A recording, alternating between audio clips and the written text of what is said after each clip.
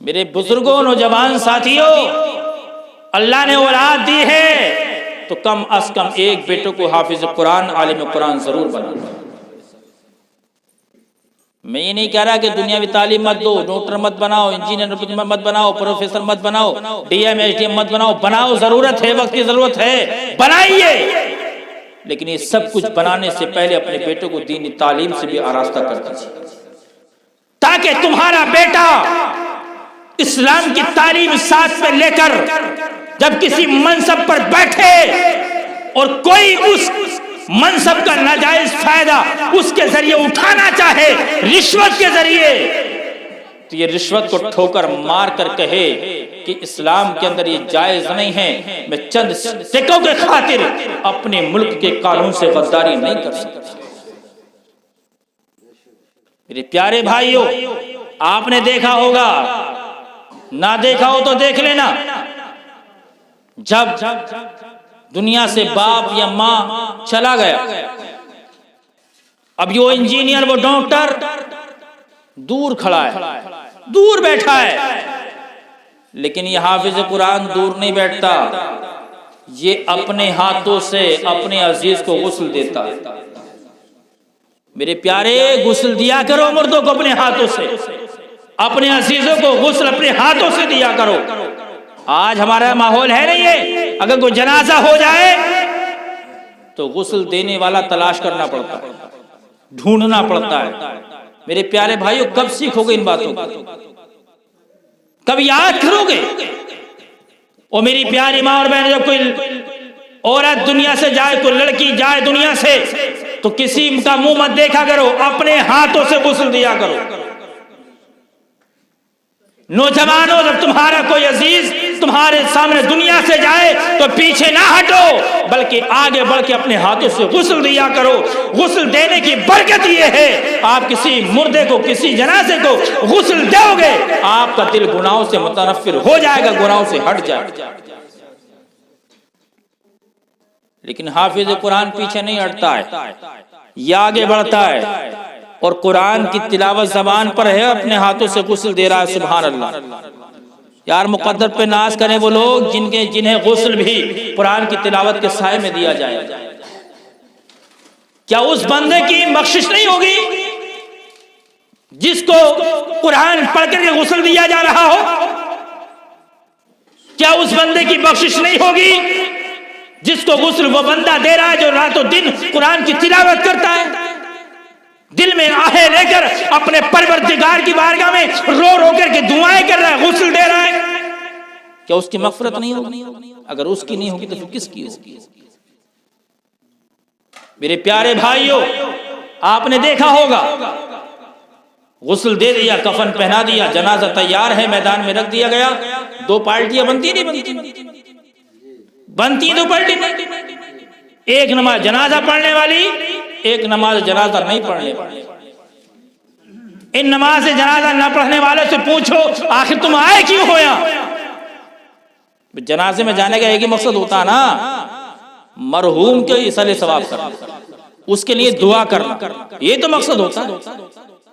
मेरे प्यारे, अब नमाज जनाजा हो रही है, दुआई तो है, तो दूर खड़ा है। ये इंजीनियर, ये डॉक्टर, तेरा बेटा दूर खड़ा है, इमाम साहब को ढूंढना पड़ रहा, कहाँ है इंजीनियर साहब जी, इजाजत दे दें, है मौलवी नहीं। मेरे प्यारे, बदलो इसको। अब कुछ लोगों से पूछे तू नमाज जनाजा क्यों नहीं पढ़ी, तो कहते हैं मौलाना हम नापाक हैं। भैया, जब तू नापाक था तो आया क्यों था?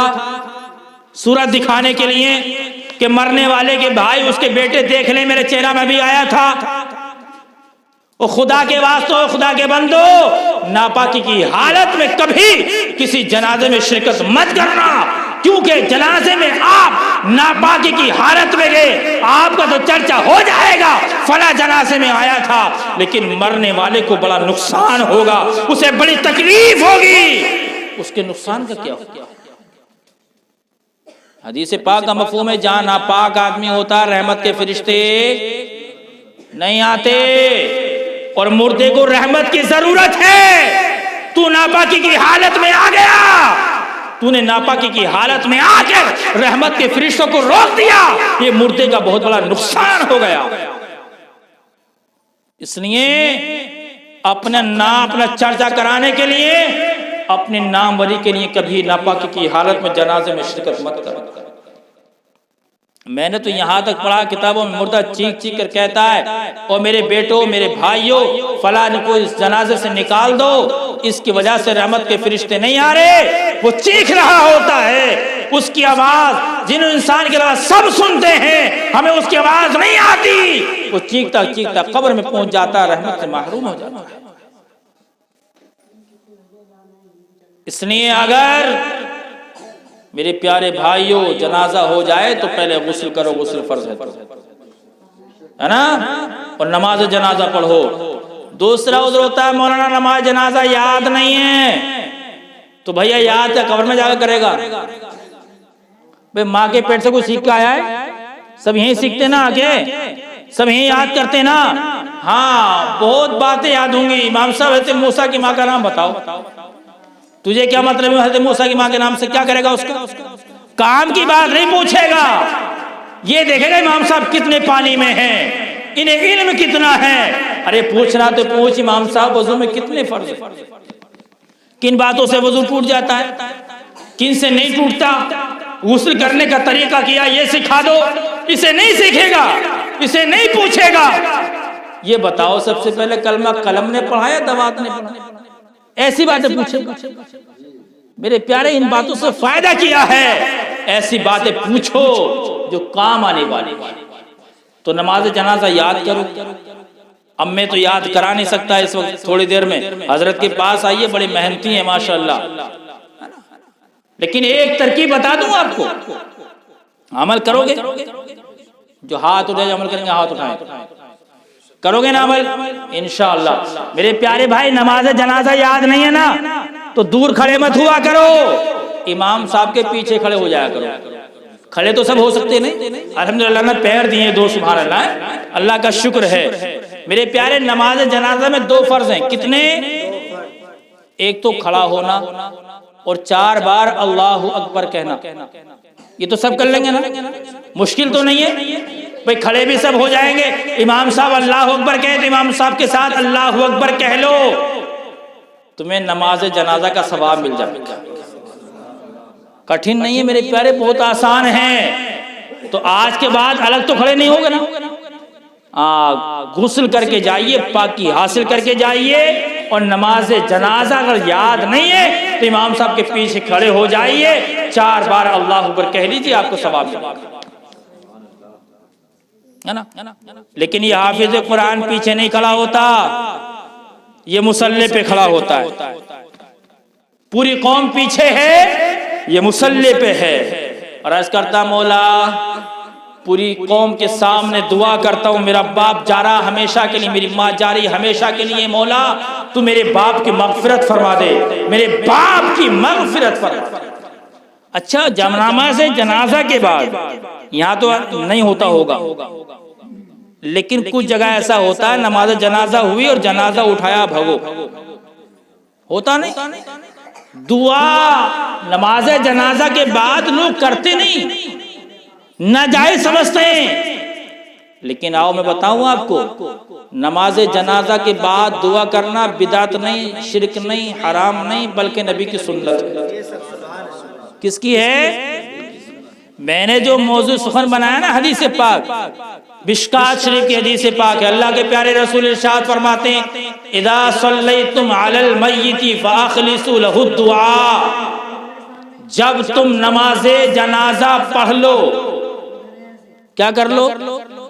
नमाजे जनाजा पढ़ लो, फअखलिसू लहु दुआ, तो खालिस दुआ करो। यानी नमाजे जनाजा पढ़ने के बाद मैयत के लिए दुआ करो, है ना? दुआ करेंगे नहीं? प्यारे आका इस्लाम की हदीस पाक, आका इस्लाम ने एक जनाजे पर सूरह फातिहा पढ़ी, सूरह फातिहा, अल्हम्दुलिल्लाह रब्बिल आलमीन, है ना? ये तो सबको याद है ना, अल्हम्दुलिल्लाह रब्बिल आलमीन मेरे प्यारे आका ने पढ़ी। इस हदीस की शरह में शेख अब्दुल हक मुहद्दिस देहलवी रहमतुल्लाह अलैहि फरमाते हैं, नबी ने वो सूरह फातिहा नमाजे जनाजा से पहले पढ़ी हो या नमाज जनाजा के बाद पढ़ी हो, लेकिन आका ने बरकत के लिए पढ़ी। और आज भी ये मामूल है, यानी आज से तकरीबन 150-200 साल पहले तक कोई एतराज नहीं करता था, सब खड़े होकर के दुआ करते थे। हमारे बुजुर्गों ने दुआएं की हैं। एक बड़ी प्यारी हदीस है, कंजुल उम्माल की हदीस है। नबी के जलील क़द्र सहाबी हैं हजरत इब्ने अबी औफा। क्या नाम है? इब्ने अबी औफा। आप कभी जनाजे के बाद दुआ करें ना, कोई पूछे ये क्या कर रहे हो, तो ये हदीस पेश करना। कंजुल उम्माल की हदीस, रावी इसके इब्राहिम हिजरी और सहाबी रसूल है हजरत इब्ने अबी औफा। इनकी बेटी का इंतकाल हुआ। हजरत इब्ने अबी औफा की बेटी का इंतकाल हुआ। इब्राहिम हिजरी फरमाते हैं कि मैंने देखा कि नमाजे जनाजा के बाद इन्होंने खड़े होकर के दुआ की।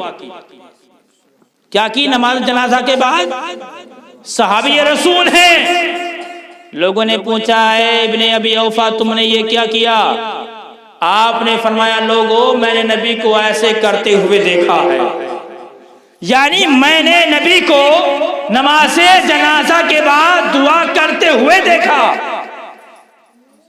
एक और रिवायत सुनिए, शम्सुल आइम्मा सरखसी की रिवायत है।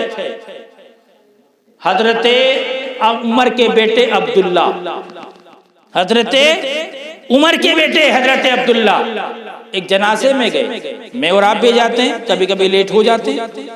आप गए, लेट हो गए, इतने आप पहुंचे, इतने नमाज़े जनाजा हो चुकी थी।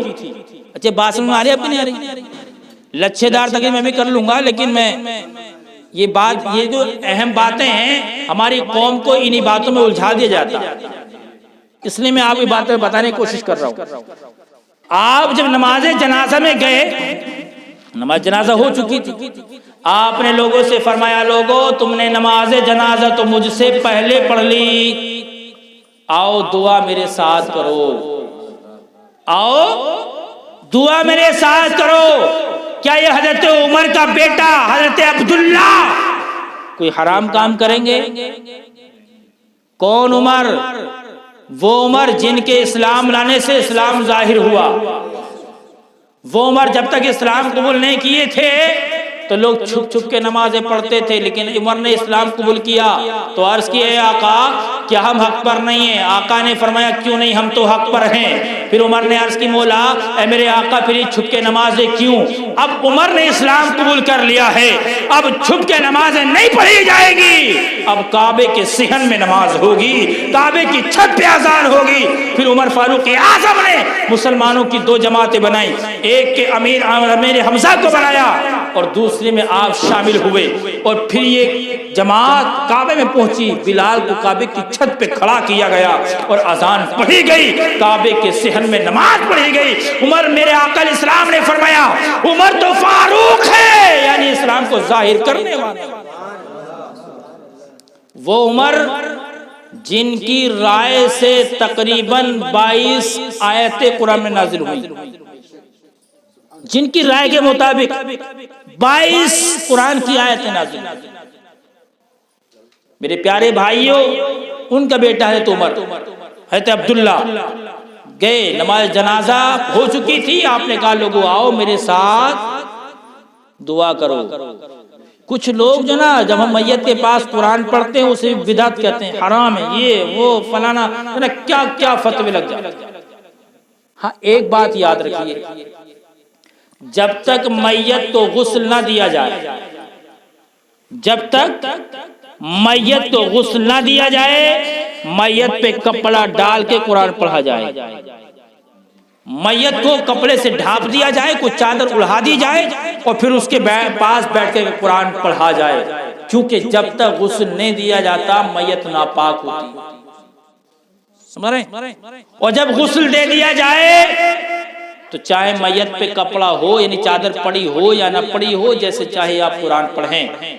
इमाम आसम अबू हनीफा रदियल्लाहु तआला अन्हु के जनाजे पर 1-2 नहीं बल्कि 70,000 मर्तबा कलामुल्लाह की तिलावत हुई है। और उनके जनाजे में कुरान पढ़ने वाले कोई मुझ जैसे मौलवी नहीं होंगे, बल्कि उस वक्त के बड़े बड़े अल्लामा, बड़े बड़े फहमा, आइम्मे वक्त मौजूद थे जिन्होंने कुरान पाक की तिलावत की। तो इस्लाम को उन्होंने ज्यादा समझा है, हमसे ज्यादा उन्होंने समझा। मेरे प्यारे भाइयों, आप अपने बेटे को जब कुरान की तालीम देंगे तो आपका बेटा ये रिवायतें पढ़ेगा, और जब ये रिवायतें पढ़ेगा तो फिर ये काम भी करेगा। और अगर आपने अपने बेटे को दीनी तालीम से आरास्ता नहीं किया होगा तो फिर आपका बेटा किसी के बहकावे में आकर के बहक जाएगा और आपका नुकसान हो जाएगा। जब मैयत को कब्र में ले जाते हैं, कब्र में रख दिया जाता है, कब्र तैयार कर दी जाती है, उसके बाद क्या करना चाहिए? कोई रुकता है वहां पर कब्र पे? नहीं रुकता ना, सब भागते हैं, चलो चलो चलो, किसी को फिक्र नहीं होती।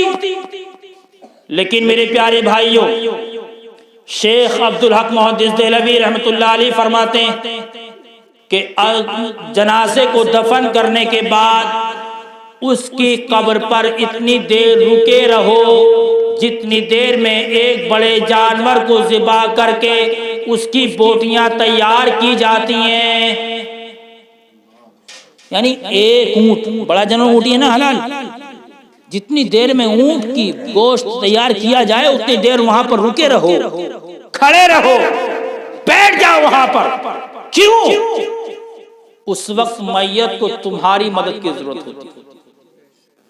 अब जब बेटा आपका हाफिज कुरान होगा, आलिम कुरान होगा, कारी कुरान होगा, तो वो वहां पर बैठ कर खाली बैठेगा नहीं, बल्कि वो कुरान की तिलावत करेगा, कुरान की तिलावत करेगा। तो पहला वक्त मौत का बड़ा कठिन होता है, और दूसरा वक्त मैयत को जहां हमारी जरूरत पड़ती है वो दफन के बाद जब मुनकर नकीर सवाल करने आते हैं वो बड़ा कठिन होता है।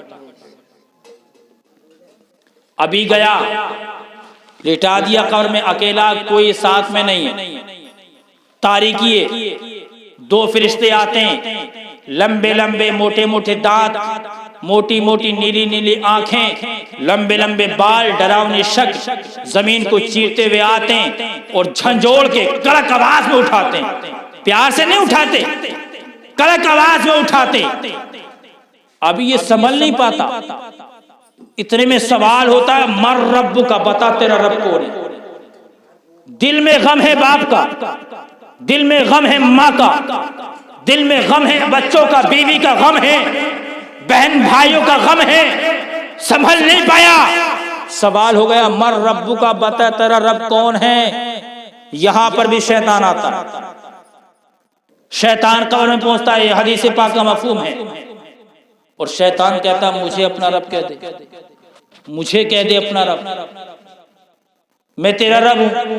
हमारे उलमा ने फरमाया यहां पर मदद करो, हदीस पाक में अपने मरने वालों की मदद करो, उसे याद दिलाओ कि तू किस मजहब पर था, उसे याद दिलाओ तू किस मिल्लत पर था। तो हमारे उलमा ने एक तरीका राइज किया है, वो तरीका क्या है? अजान, कब्र पे अजान पढ़ो। पढ़े जाते नहीं, यहाँ तो पढ़े जाते होंगे अल्हम्दुलिल्लाह, है ना।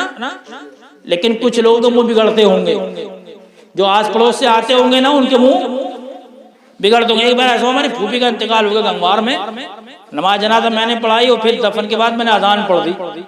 इतने मुंह बिगड़े, जब तक मैं अजान पढ़ता रहा तो लोग पता ना क्या क्या कहते रहे। जब मैंने अजान खत्म की तो फिर मुझसे कोई नहीं बोला। मतलब कोई मुझसे बोले तो मुझे उससे आज बतलाऊं, लेकिन फिर मुझसे